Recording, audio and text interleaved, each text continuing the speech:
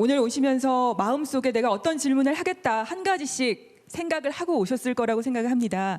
허심탄회하게 편안하게 손 들고 질문 주시기 바라겠습니다. 또 다른 질문 있으신 분 손 들어 주시겠습니까?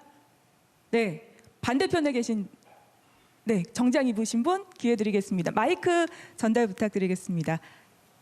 마스크를 내리시고 질문해 주십시오. 네, 안녕하세요. 저는 서울시 용산구 남영동 주민센터에서 복지 업무를 하고 있는 나현정입니다. 일선 현장에서 복지 상담을 하다 보면 국민기초수급자 1인 가구가 최대한 받을 수 있는 생계비가 58만 원 정도입니다.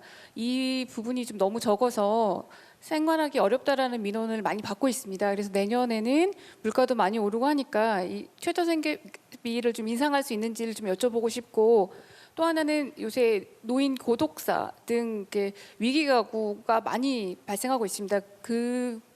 그분들을 좀 빨리 발굴해서 촘촘한 복지를 하려고 하는데 저의 힘만으로는 부족하기 때문에 좀 민관 협력할 수 있는 방안이 있을지 좀 여쭤보고 싶습니다.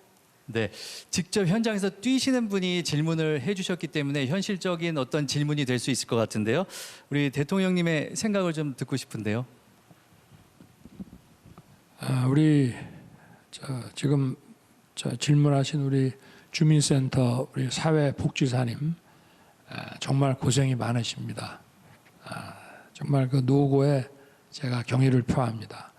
제가 몇 달 전에 그 위기가구 그 발굴을 어떻게 하면 제대로 할 수 있는지 좀 논의를 하기 위해서 주민센터를 방문해서 많은 전문가분들하고 또 주민센터의 사회복지사님들하고도 얘기를 했는데 정말 이게 주민센터에 있는 몇 분의 그 사회복지사분들만 가지고는 그 동에 그 많은 노인분들 또 그 위기가구 여기에 대한 지원을 제대로 하고 또 위기가구 발굴을 해내는 게 대단히 어렵다는 것을 실제 아주 느꼈습니다.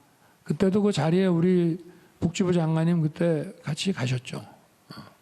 그래서 좀 증원도 해야 되고 우리 복지사님들을 좀 더 증원해서 업무를 좀 분담할 수 있어야 되고, 그리고 그 이장 동장 같은 분들한테도 인센티브를 좀 주고, 또 그때 보니까 이런 종교 단체 이런 분들이 많이 도와주시더라고요. 그래서 이런 민관 시스템을 중앙 정부와 지방 정부가 잘 리드해서 이런 거를 좀 우리 주민센터 복지사들만 이리 뛰고 저리 뛰고 해서 될 문제가 아니라고 보고, 그 부분은 하여튼 제도를 잘 설계해 나가겠습니다. 그리고 이제 그때도 그 독거노인이나 이런 어려운 분들 사시는 데를 제가 좀 가봤습니다만은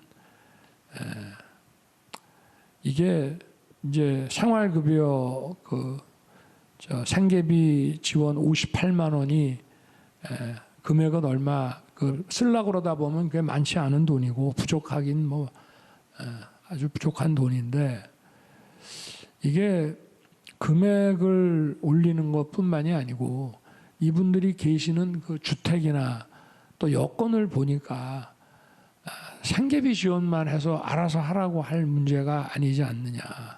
그래서 저는 우리 선진국에서 많이 볼 수 있는 그 노인분들의 이런 좀 공동주택, 그래서 거기서 왜 니단이 마을에 가면은 우리 마을회관 같은 것들이 있지 않습니까? 그러면 이제 연세 드신 분들이 거기서 이제 삼시세대를 다 해결하고 같이 텔레비도 보고 또 문화생활도 좀씩 하고 이렇게 하시는데, 도시에서도 이런 아주 시골처럼 그렇게 할 수는 없습니다만은 이런 공동주택을 이런 식사 또 의료 또 문화생활을 같이 할 수 있는 이런 것들을 좀 많이 개발을 해야 되겠다는 생각을 해왔고요. 그리고 이게 노인분들만 계실 것이 아니라 우리 청년이라든지 이런 좀 세대별로 해서 세대 그 혼합형 이런 공동주택을 앞으로 우리가 계속 만들어 나가는 것이 근본적인 방안이라고 저는 생각을 합니다. 이게 뭐 양로원이다 요양원이다 이런 개념이 아니고 이게 노인 친화형 이런 그 세대 융합형의 공동주택으로 하여튼 이런 이런 의료 또 문화생활 이런 것도 함께 할 수 있는 그렇게 해야 또 자원봉사자들이 좀 도와드리러 가려고 해도 그게 훨씬 효과적으로 되지 않겠나 그렇게 생각을 하고 우리 보건복지부에서는 주무 부처로서 이런 그 노인 친화형 이 공동주택을 좀 개발하는데 좀 기획하고 추진을 해주시기를 당부드립니다.